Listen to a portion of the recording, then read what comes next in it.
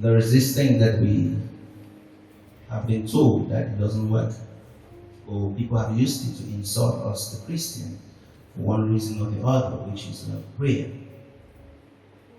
You have heard many times people have spoken to you in funny ways. They would say, when people are doing things, they're praying. It will make you feel as if prayer doesn't work. They'll use words that discourage you from praying, and oftentimes you'll be tempted to want to try to be like them, or to want to try to use the methods through which they're using to achieve. They're all achieving. But I was going through scriptures and I was thinking about this year, and the Lord sent me to 1 Thessalonians chapter 5, verse 17. And I read something there that got me confused. He said, never stop praying. Hallelujah. He said, never stop praying. And I was like,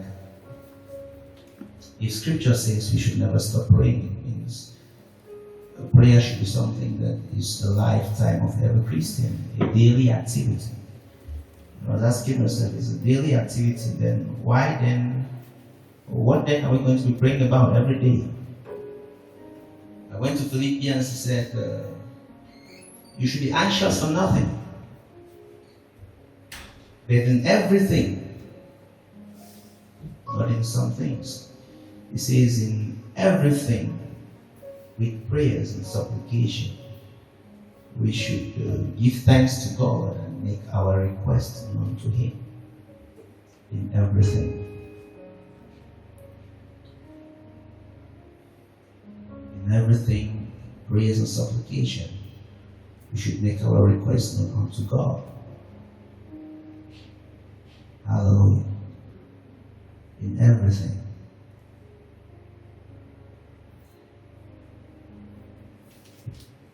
I would start by asking ourselves the question.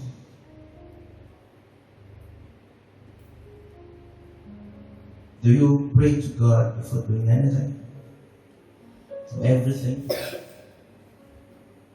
Do you have that consciousness that I have to pray to God before I do anything? I was imagining the 12 disciples when Judas left, and the 3 or the 11 remaining, they wanted to choose a replacement for Judas. And they had to make a prayer. Maybe they were scared. They didn't want to choose another Judas that was scared. There were 11 of them. But they said, we cannot just choose like that. They were like, what was Jesus thinking when he chose Judas? So to choose Judas now is important that we pray. Because we thought we could just choose anybody anyhow. I thought I could just choose my friends anyhow. I thought I could just choose any job anyhow. I could just choose anything I want to do in my life. And it's okay, I can just choose a business, I can just choose anything. But it's interesting that Jesus' disciples had to pray to choose somebody to join them. They didn't take anything for chance. They made prayers in everything that was a concern to their life. You see that it is important to pray because he says that there are things that seems good to you and I, but the end of it is destruction. It is important to pray for everything because there are choices that we will make that seems good to us. Have you ever troubled to get something, and then when you were close to having it, the Spirit of God asks you pray? You say, I don't just want to pray for the will of God for this. I just want to believe that this is the end. I just want to have this one, please. I don't even want to think that there is something other than this. This is just that job. This is just that business. This is just that friend I'm looking for. I don't even want to think of the stress of asking God's will. This should just be God's will. Somebody told me a story of some woman in Canada who died because another woman took her home. And I asked her, but why would she have to die? He said, just the torture of her thinking of starting a new life altogether was so much that she had to die.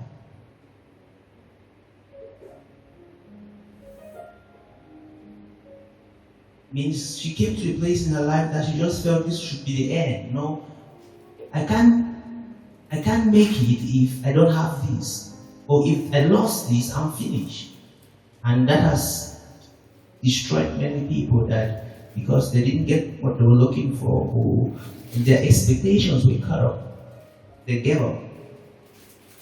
But they say prayer replaces anxiousness. It says don't be anxious, don't be worried, don't be crazy for anything, but pray for everything. Who of us didn't get worried this week?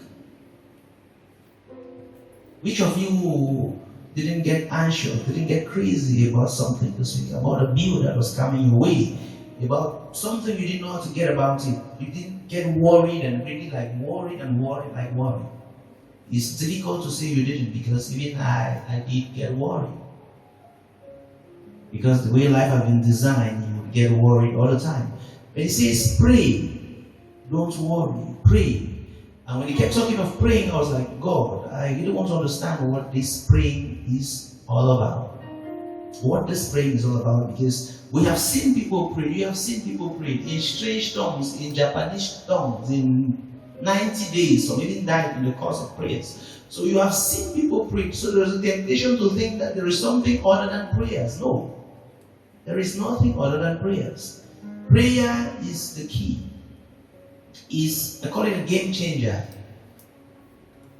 You know, one funny comedian said his mother is so wicked, and his mother can slap you into another job. So you can be doing something that is wrong, and she slaps you, and automatically you start doing something that is right. Will you accept with me that prayer can push people into other activities that will favor you? Have you ever prayed a prayer and then you saw some people behave in a way that they ought to have behaved like that, but they didn't behave for a very long time? Now you prayed, means that prayer was a prayer. You start and pray to God, that God. They say when Saul was following David, when he finally realized where David was, he was going to meet David, and David was praying to God.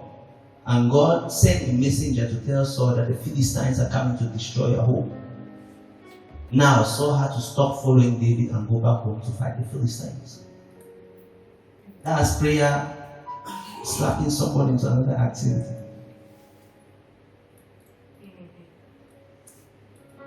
And they told Hezekiah that he would die. The Bible says he didn't fight with the prophet. He went back and prayed. And while the prophet was going, the prayer slapped him back to go back.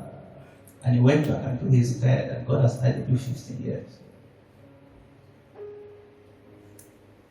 Prayer can push people to do the things that you can't make them to do. Remember what you just read. It says, on your own, nobody can obey God. It says, human beings don't have the ability to obey God. But it's in prayers that those that you even want them to turn to Christ can turn to Christ. But what I want us to understand this morning is how this prayer goes, because you have prayed, I have prayed, we have prayed for things and they probably have not changed. Others might have changed and others didn't change. And you I have to give up on this one and do something better because prayer is not working for this one. But there's a process that goes with prayer. And I was reading the story of Daniel chapter 2. And let's see how this process goes, because prayer is a combination of activities. And if you take, it's like a chain reaction. And if you take out one thing, it can break the chain and then there'll be a problem. Prayer has a way that it goes. They said when Daniel was in the palace of Nebuchadnezzar, the king dreamed a dream and he was so worried and he called all the magicians to come and interpret his dream. And because he wanted to be sure that they will give him the right interpretation of the dream, he told them, you tell me the dream and then after you interpret it. And the whole magicians told him that, king, there is no king on earth who has ever made a request like what you are asking us to do. We can interpret a dream, you tell us, but we cannot tell you what you dream. He said, I don't care. If you don't tell me the dream, how will you be able to interpret it? So if you don't interpret it, all of you will die. And they said, it's not possible. He said, fine. Since you say it's not possible, I command that they kill all of you. And since Daniel and his friends were part of the magicians, the wise men, the Bible says they went to pick them up to go and execute them. And Daniel asked, why is the king giving this kind of order? And the man told him why. And he told the man that, please take me to the king. And he went to the king and made a request to the king, that king, give me some time and I'll come up with a dream and your interpretation. And what did he do? The Bible said he went down that night and prayed to God. James says, if you don't know what to do, pray. He didn't know what to do. He went down and prayed to God. And the Bible says when he prayed, he slept. God gave him the dream and the interpretation. And he woke up the next morning and went to see the king. First, he sought the face of God. Prayer is what you talk to God. And the second part, you must listen to God talking to you. And the third part, you must do what he has told you. If you only pray and do not listen to God, your prayer is incomplete. That's why people will tell that prayer does not work. Of course, it didn't work because you prayed and you did not listen to God. If you prayed and you listened to God, it's step 2, but it has not concluded the prayer. Because the next thing is faith without works is dead. Now, God will tell you what to do, and you have to take a bold step to do it. So prayer is not only kneeling down and talking to God and forgetting. If you do like that, people will insult you and they'll insult your God. Prayer is communication with God. I ask God what I want. I ask him his concern about this matter. I ask him what he thinks about this thing. And then I listen to him talk to me. You have a quiet moment. He says, be still and know that he is God. You have a quiet moment and hear God talk to you. He will talk to you through your thoughts. He will talk to you even through going through scriptures. He will talk to you through a brother or sister. But he will talk to you. For he says he shifts those words. You know his voice. They hear it. Prayer is a very effective tool that if we do it correctly, it will solve every problem we have in life. Hallelujah. Pray to God. He says, ask, knock, seek. It's a process. It's not just you going to God and complaining and telling him everything you want to tell him and forget to know that he has asked you that come and let's reason together. Let's reason. Let's talk. When he came to they call him Adam in the night, the Bible says they were having communion, they were chatting. That's when he knew that Abraham needed a woman. Because he was listening to where Abraham was talking, something was missing. So they were talking. How do you pray to God? Just pray and then you walk away? No. Prayer works at all times. But we have to understand that it's not a one-way traffic. It's the communication. And since we have this assurance that he says, when you pray, he has heard your prayers, and then he will answer you. It means after the prayer, you behave differently. You see things positively. You see possibilities after you pray. You try to see things positively, because if you pray and then you remain with the eyes of unbelief, it's difficult to even see the answer when it's right in front of you. He says, remember the things he has done, and then pray for more things. Because if your faith is going down, you can God will do this for me, but let me start by going back. Has he done something for me before? Yeah. I go through that process. It gives me confidence that the one I'm talking about, he can do it again. Everything is possible with God. Everything. If you have a good review of your life, you will tell us things that happen in your life that you cannot explain the mystery behind it. Things that happen in your life that totally transform what you were going through. And you became relieved. Because God's hand was in some place. While you're busy acting in faith, the things you are unable to do, God will do them in a miraculous way. The Bible says David will pray to God before he fights. God, should I go? God says yes, he goes. God, should I not go? God says don't go. He says, God, what do I do? God says go away. These people are coming. And he will take his leg and he will go away. He was running away from Saul through the direction of God until it came a point that Saul was closer to him. Then God had to do something that David couldn't do. So it's a communication. You're walking with God. You're listening to God. They told Paul, do not go and preach in that city or they'll kill you. He says, if that is where God is sending me, I will go. And if they kill me, no problem. Christians, how boldly can we make statements like that? That no, I pray to God and I'm convinced that though I see no good in this thing that I'm going to do now, though I see no personal benefit, I believe God is asking me to do this thing. And I'll do it blindly. Because I trust God.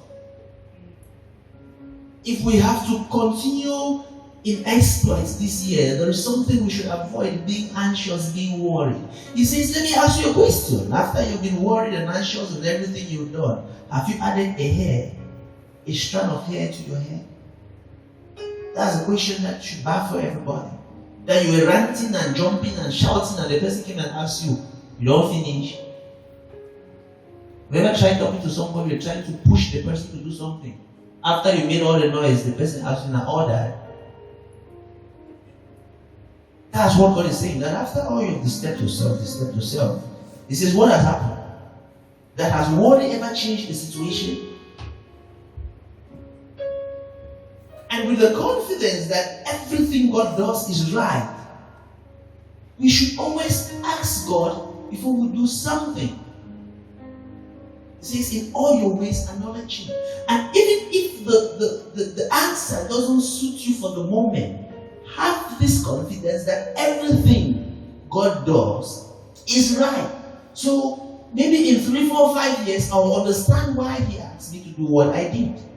But even though I don't understand now, it's not everything that you understand. I told somebody, it's not everything in the Bible that we will understand. He says, now you know passion. And when you see God, you know completely. So it's not everything you understand. No matter how you read these pages, front, left, back, you will not understand everything. So there are things God will talk to you to do that you don't understand, that logically it doesn't make any sense. But your faith in Him and the fact that you know that God doesn't lie, God cannot hurt me, and God always makes the best decisions for me, will do what? Will cause you to do that stuff.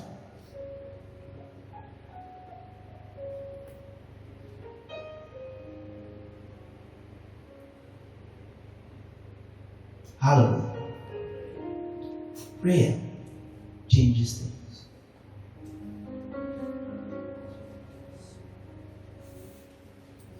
Hallelujah. Prayer changes things. And I don't want us to get trouble this year. I want you this year that I give my service to God with a sincere heart and I trust Him to pay me back in the way that He thinks fit for me. I won't go about fighting and quarreling with people, trying to survive by force. No. He says God gives sleep to His beloved.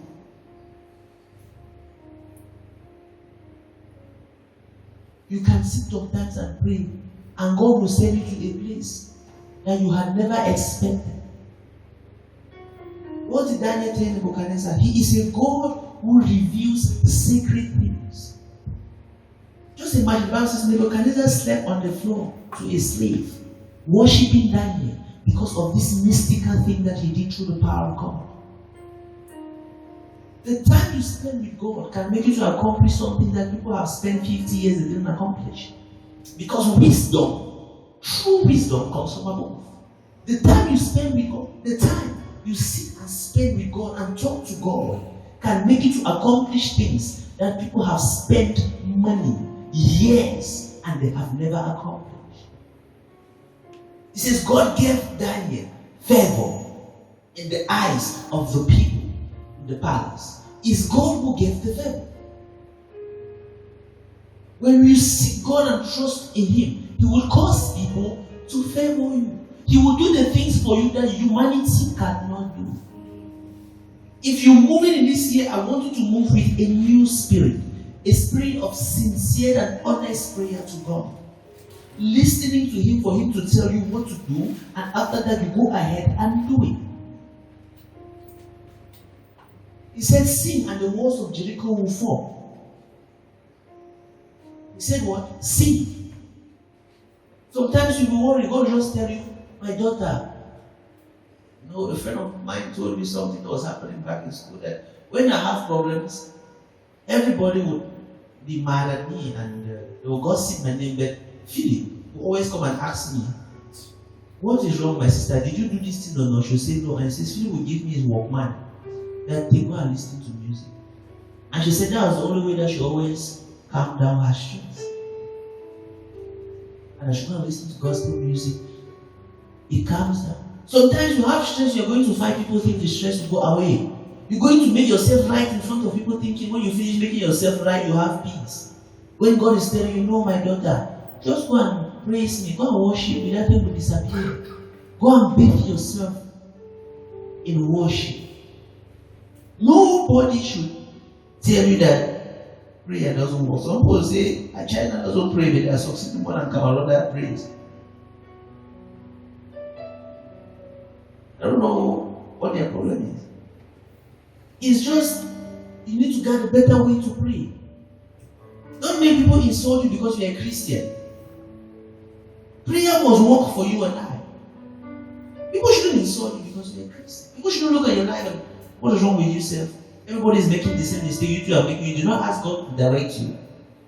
So you could also fall in that pit like any other person. If you ask God to give you directions, you will make good choices in life and you do just the things that pleases God. When I read something that says, I was thinking, God, to have peace with people, do we have to pray or what do we have to do? Because you have to pray.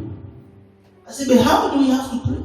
I read almost all the translations of the Bible that talks about making peace with people. That's in Hebrews 12:6. One will say that word, make. Another one will say try. Another one will say pursue peace. Another one will say follow peace. Another one will say run after peace. Another one will say strive after peace. All of it is what? It's working. That's prayer. It's active. You don't sit and just pray for peace and you get up the next, the first thing you say is something that causes trouble. How can the prayer work? You're praying for something else and your action doesn't move it. It says fight to have peace. That's prayer in action. It says a fight to have peace with people. So you who is fighting physically and praying to God is different from the person who sits at home and just talk to God and the next thing they do is a problematic state. And you ask the pastor, what when I pray and nothing happens? You have to also understand that the Bible says after you have done God's will, there is a need for patience. There is a need for perseverance. It's not everything that will happen at the time that you want it to happen. Not everything will happen like you use the remote control and the TV. God is not your TV and you're having the remote control. And you punch and He responds. You off, He offs. No. If God is working just to suit you, then things would happen that will not favor other people. Imagine you're just praying for rain all the time. There are people who don't need rain all the time. So for God to control this world, everything has to be in order. And there are some of your prayers that He will answer just at the time that is appropriate. And oftentimes I've asked you that you have a child of 8 years asking you for a car, no matter how wealthy you are, you wouldn't give the child a car. Because the next thing is accident, and the child might not only lose his own life, other people may lose your life as a cause of that accident. Because a request was granted at the wrong time. I often tell you God is not deaf, He's not blind, He's not stupid. So when you pray to God, first I have an assurance that He will answer me. And I take positive actions in connection to what I prayed about. And the things that don't happen now, I have to wait. It says, after you have done the will of God. Hebrews 10:36. After Joseph has refused to go to bed with somebody's wife. That's the will of God. He fell into problems. It is obvious that you should be wondering that why would I do a good thing and I face consequences? Now he had to activate perseverance. He had to activate patience to get to that process because he had a dream that God had told him that you will become a great man. So while he's looking up to that dream, the Bible says Jesus went through the shameful death of the cross because he was looking up to the glory that was after the death. So while you're looking up to God's promises in your life, he says you should have patience after you have done God's will. Because in that patience, you will receive all the promise He has promised you. So while I'm looking forward to the promises I know God has made for me, that He has good plans for me, that He can take care of the flowers, why will He not take care of me? While I look forward to all of those promises, I will be patient, even if what is happening in my life now is not favorable. Even if people are insulting me that, look at your God, what has your God done for you? Imagine how much Joseph was insulted, being in prison for doing the right thing. You did the right thing and you had to suffer. But I have the confidence that I am trusting God. He would come for me. Hallelujah. I pray for a job. I ask God for directions and make calls. I hang around a few places to seek work. I surf the internet to get one. That is prayer. It's active. It's not just some kind of action. You don't pray and send God to do everything for you. It's not your boy. You pray and He uses you to accomplish what you have prayed. He says, I've taken the land, I'm giving it to you. Go and do what? Conquer it. Prayer works when you do it correctly. It works. Nobody should deceive you. Trust God. Pray to Him when things are not going the way you want. If you want to make a choice in life, ask God. Always say, Father, let your will be done. These are my plans, God. But please come in my plans and make your will. If it's a business investment, ask God. There are things He will save you from. There are stress that God will take away from your life just because you ask Him. There are some kind of losses you will not make because you ask God. God, should I do this? God, should I not do this? He says in the midst of counseling, a house is built. You go for seeking counseling and try to take your time to make choices. Don't be in a hurry. Because when the consequences come, they'll not go out so soon. So it's good to take your time to make good choices. You pray to God and you get done, and it will help you to avoid certain things that those who don't see God fall into them. Prayer, it works. And never, ever stop praying.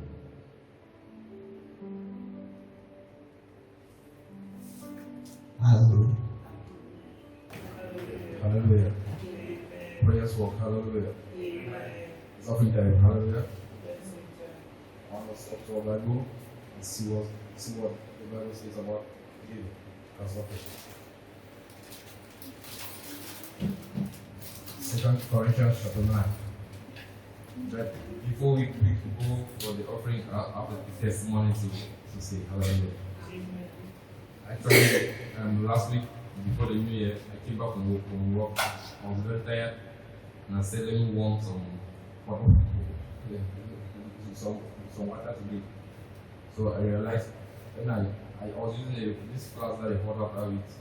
Yeah, so actually I heated the first flask and I poured it on the bucket. I heated the second one, and so I was very tired when I left the room coming to take the water and pour in the bucket. And we all know when water is boiling for 100 degrees. So it was on the start. So I opened the flask before removing it from the socket. I was removing it, pour on me, and I shouted Jesus. And I was like, what's all this? So when I shouted, Thomas came and asked me what was happening. There was no way for me to speak. So I went to the bathroom. I realized what I had to get, there was no way for me to use water to get. Because the water that poured on me was like pepper was all over me. So I had to throw the water that I'm using all water. So I asked myself, what is the reason that I even want the water today? So the biggest fear I had was I should not have the type of skin that has the belly stage. So I prayed God, please let me not have that type of skin. The previous day, like seriously, I get up all over my stomach was black. This side was good, but all the other side was like black, like this.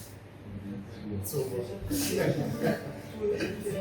I think God, please, it should not be like that. But I was happy because it was just black. It was not like swollen or something like that. So actually, I said to my grandmother, she said I always use salt on water when something, and actually I realized after 2 days everything was fine. Wow. Amen. So that just for that reason, I think some people that's to be in hospital for that. Most people to be in hospital. So that's why I always appreciate God. Everything God gives me, I always appreciate God. Hallelujah.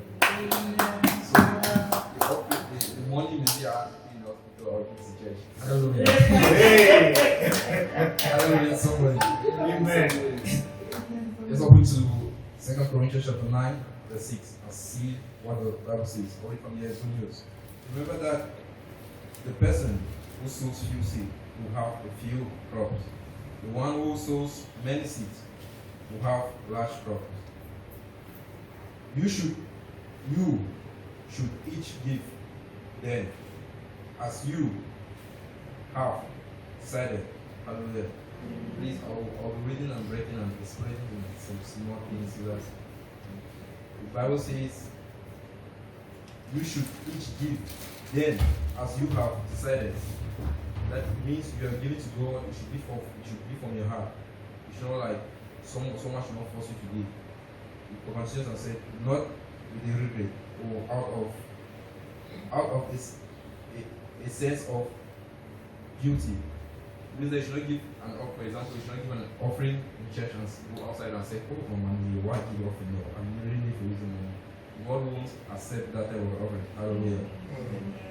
So, and continue, he said, but God loved the ones who give gladly. It means you're giving to God, you must have a joyful heart, and you must be glad giving to Him. Verse 8 or any verse 8. And God is able to give you more than you need. Yes. So that you will always have all you need for yourself and more than enough for every good cause. Hallelujah.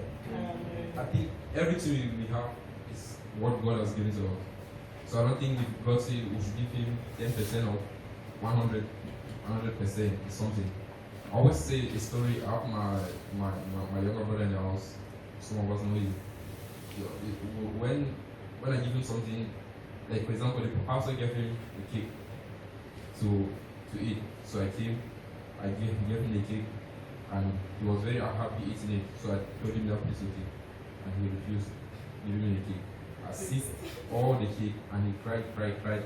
I refused to not give me. He took the cake and gave it to all the younger sister.